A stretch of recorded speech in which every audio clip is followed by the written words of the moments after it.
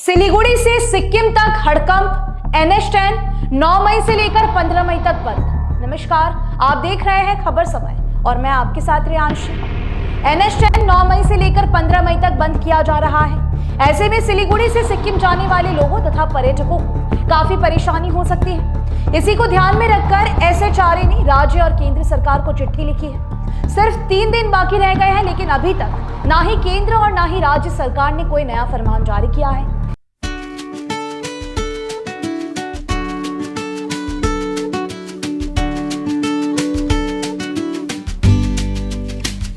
अगर केंद्र और राज्य की ओर से कोई कदम उठाया नहीं जाता है तो निश्चित रूप से 6 दिन सिलीगुड़ी से सिक्किम जाने अथवा सिक्किम से सिलीगुड़ी आने वाले लोगों पर भारी पड़ेंगे। सिक्किम और सिलीगुड़ी को जोड़ने वाला राष्ट्रीय राजमार्ग संख्या 10, जो सिक्किम की जीवन रेखा कही जाती है, उसको 9 मई से 15 मई तक पुनर्निर्माण कार्य को ध्यान में रखकर आंशिक रूप से बंद किया जा रहा है। इस संबंध में NHIDCL की ओर से पहले ही विज्ञप्ति जारी कर दी गई है। इससे सिक्किम होटेलियर्स काफी चिंतित है और NHIDCL तथा कालिम्पोंग जिला प्रशासन पर दबाव बना रहा है कि NH10 को दिन में बिना बंद रखते हुए इसका निर्माण कार्य इस तरह से किया जाए ताकि सिक्किम आने वाले पर्यटकों को कोई असुविधा न हो। आपको बता दें कि मानसून से पहले NH10 की मरम्मती हर साल की जाती है ताकि बरसात में वाहनों का आवागमन सुचारू रूप से चल सके। सिक्किम होटेलियर्स का कहना है कि NH10 का पुनर्निर्माण कार्य जरूर होना चाहिए, किंतु अधिकारियों को यह भी ध्यान देना चाहिए कि इस समय सिक्किम में पर्यटन का मौसम है।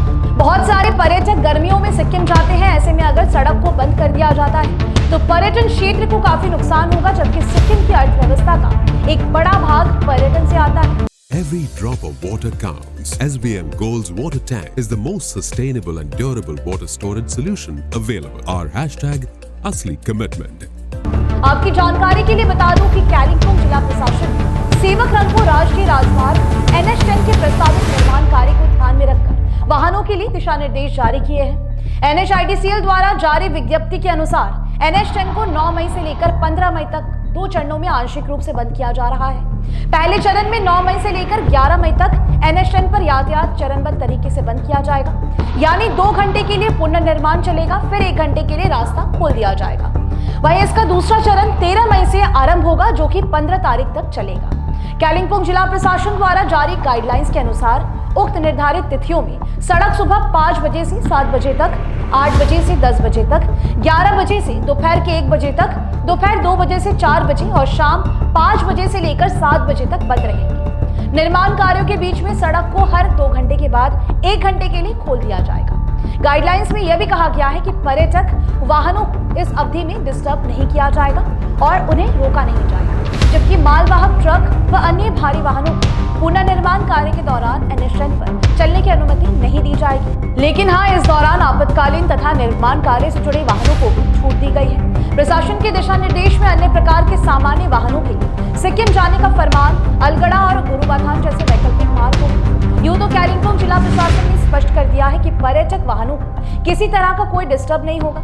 इसके बावजूद सिक्किम होटेलियर्स को लगता है कि पुनर्निर्माण कार्यों के दौरान NH10 को बंद रखने से पर्यटन कारोबार को नुकसान हो सकता है।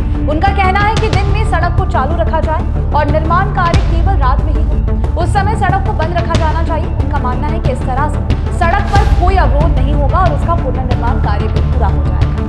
Hi, this is Chef Ranveer Brar and I'm here to tell you that also gives me the license to guarantee you brilliance on behalf of IIHM. Join International Institute of Hotel Management. Sikkim hotel and restaurant association ने संबंध में केंद्र सरकार और राज्य सरकार को पत्र लिखकर अनुरोध किया है कि NH10 की मरम्मत का कार्य केवल रात में ही किया जाए। संगठन ने अपने पत्र में कहा है कि दिन में पुनर्निर्माण कार्यों से पर्यटकों को काफी परेशानी होगी, जिससे होटल उद्योग पर भी भारी असर होगा।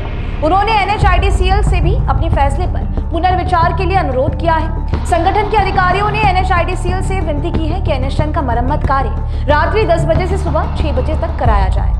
इससे पर्यटन कारोबारियों को भी कोई नुकसान नहीं होगा।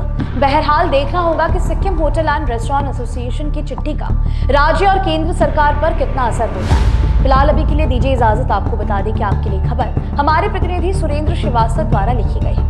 आप हमारी खबरों को अब YouTube पर भी देख सकते हैं और भी लेटेस्ट अपडेट्स पाने के लिए देखते रहे खबर समय। हर समय खबर समय। धन्यवाद। Nagaland state 200 gold monthly lottery প্রথম পুরস্কার 1,50,00,000 গ্যারান্টেড টিকিটের মূল্য 200 টাকা প্রথম পুরস্কার শুধু বিক্রি হওয়া টিকিট থেকেই